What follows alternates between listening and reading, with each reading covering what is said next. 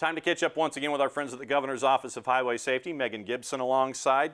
Let's talk holidays. A lot of folks are on the roads, and you have to be that much more vigilant because of all of the traffic around you and aware of your own surroundings and everyone else. That's correct. There are so many things going on while you are just trying to navigate and get to your destination.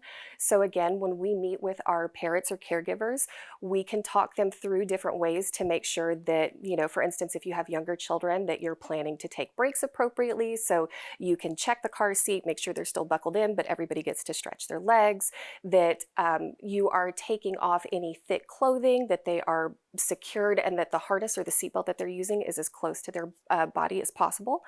And then in general, if there are any questions about traveling to another state, we get that question quite a bit. What do their child passenger safety laws and regulations look like, and how can they be prepared? So that's all the information that you need to know about how to keep your child as safe as possible when you are behind the wheel of your car. Megan Gibson and our friends from the Governor's Office of Highway Safety, thanks for hanging out. Thanks for having me.